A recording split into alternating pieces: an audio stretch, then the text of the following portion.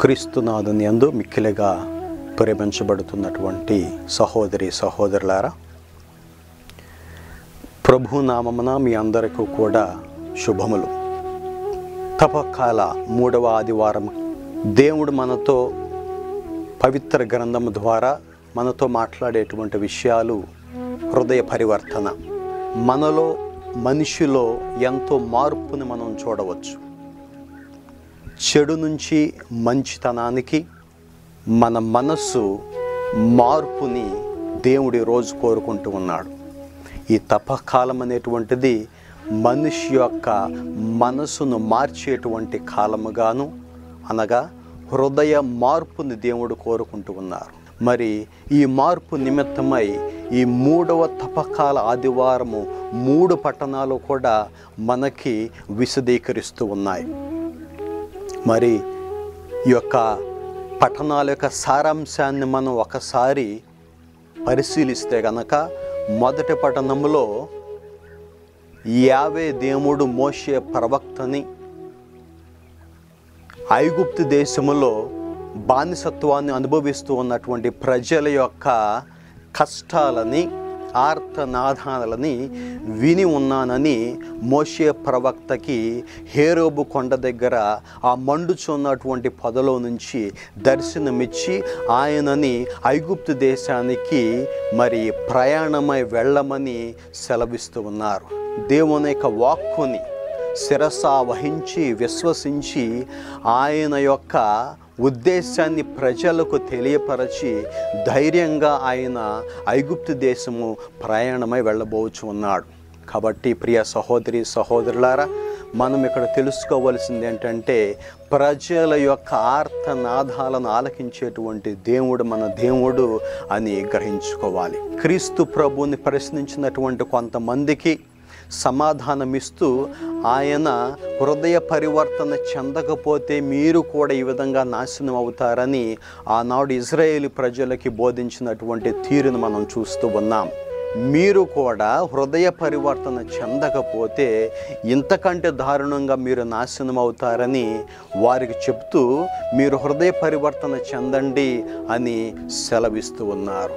అంజూరపు చెట్టు యొక్క ఉపమానాన్ని చెబుతూ తోట మాలి వేడుకున్నటువంటి రీతిలో ఆయన చెబుతూ మరొక్క 7 ఓపిక పట్టండి. ఆ విధంగా మనకి ఈ యొక్క తపకాలములో మరొక అవకాశాన్ని, హృదయ పరివర్తన చెందేటువంటి మరొక అవకాశాన్ని దేవుడు కల్పిస్తూ ఉన్నాడు. ఇక్కడ అంజూరపు చెట్టు యొక్క ఉపమానములో పరమార్థం ఏంటంటే, ఫలించినటువంటి అంజూరపు చెట్టు విశ్వాసము లేనటువంటి ఇజ్రాయేలు ప్రజలని సూచిస్తూ ఉన్నది. ఈ సారాంశము ద్వారా మనం ఈ తపకాలంలో నేర్చుకోవాల్సింది ఏంటంటే, మన హృదయము, మన క్రైస్తవ జీవితం అనేటువంటి అంజూరపు చెట్టు ఫలిస్తూ ఉన్నదా లేదా అని ఒకసారి గ్రహించుకుందాం. మనం చేసినటువంటి కొన్ని తప్పిదాలని, పొరపాట్లని, పాపాలని అన్నిటిని కూడా గుర్తు చేసుకొని మరి వీటి ద్వారా మనము విశ్వాసాన్ని కోల్పోయి అవిశ్వాసులుగా జీవించినటువంటి సమయాలని మనం గుర్తు తెచ్చుకుందాం. క్రైస్తవ జీవితాన్ని మొదలుపెట్టిన తర్వాత ఇప్పటి వరకు మనం అభివృద్ధి చెందామా, ఫలించామా, లేక ఫలించుకోకుండాను మనము ఫలించినటువంటి అంజూరపు చెట్టులాగా ఉన్నట్లయితే ఒకసారి మనము మనసుని పరిశీలించుకుందాం.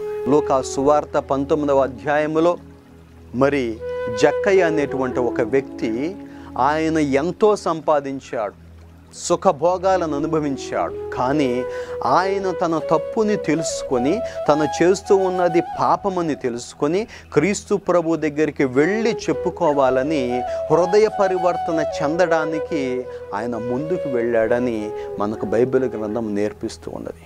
అదేవిధంగా సిమియోన్ ఇంటిలో పాపాత్మురాలు క్రీస్తు ప్రభు యొక్క కాళ్లను తన కన్నీటితో కడుగుతూ హృదయ పరివర్తన చెందింది అని మనకు బైబిల్ గ్రంథము కూడా నేర్పిస్తూ ఉన్నది. క్రీస్తు ప్రభు యొక్క కుడి ప్రక్కన సిలువ వేసినటువంటి దొంగ ఆఖరి క్షణములో, అయా నీ రాజ్యములో నన్ను కూడా గుర్తుపెట్టుకో అని ఆఖరి క్షణములో ఆయన హృదయ పరివర్తన చెందాడు.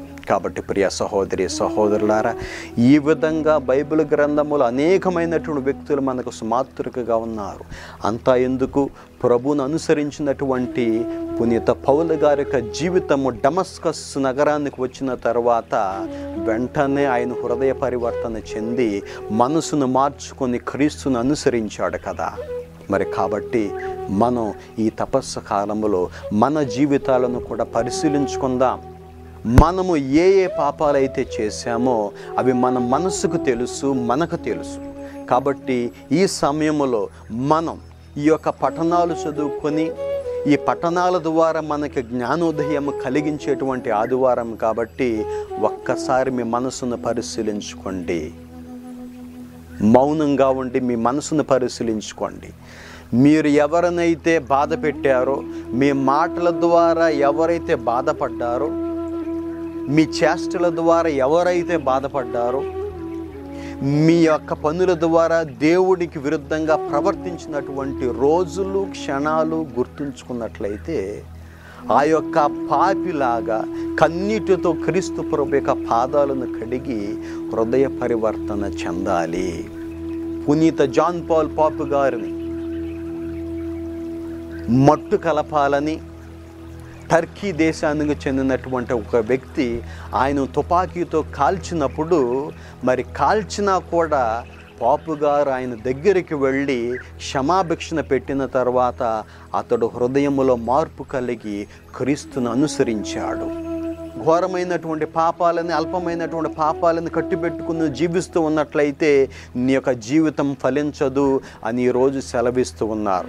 కాబట్టి ఇదే మంచి సమయం. పునీత పౌలు గారు కొరింథీయులకు చెప్పిన విధంగా ఇజ్రాయేలీ ప్రజలు ఏ విధంగా ప్రయాణం చేశారో సణుక్కుంటూ గొణుక్కుంటూ, మరి ఆ విధంగా కాకుండా హృదయ పరివర్తన చెంది క్రీస్తుని అనుసరించండి. ఎందుకంటే మనకున్నటువంటి రాతి శిల క్రీస్తు ప్రభువే. ఆయన నుంచి వచ్చినటువంటి నీరునే మనం తాగాం కాబట్టి, ఆయన నుంచి వస్తూ ఉన్నటువంటి రక్తాన్ని పానం చేస్తున్నాం, మరి శరీరాన్ని భుజిస్తున్నాం కాబట్టి మన హృదయాలు ప్రజ్వరిల్లాలి.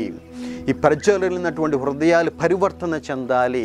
పరివర్తన చెందినటువంటి హృదయాలు దేవునికి ఎంతో ఇష్టమని ఆయన స్వార్థలోనే చెబుతూ ఉన్నారు. కాబట్టి ప్రియ సహోదరి సహోదరులారా, పునీత పౌలు గారు చెప్పిన విధంగా గత జీవితాన్ని మరిచిపోయి నూతన జీవితంలోని ప్రవేశించమని కోరుకుంటూ ఈ రోజు నాడు మనమందరము కూడా కలిసి ప్రార్థన చేసుకుందాం. ప్రత్యేక విధంగా మన కుటుంబాల గురించి, మన యొక్క జీవితాల గురించి, మన యొక్క మేత్రాసనాల గురించి, మన క్రైస్తవ జీవితాల గురించి ఒకసారి పరిశీలించుకుని, అయ్యా నువ్వే తోటమాలిగా ఉండి సాగు చేయి, బాగు చేయి, మా జీవితాలను మార్చు అని కోరుకుందాం.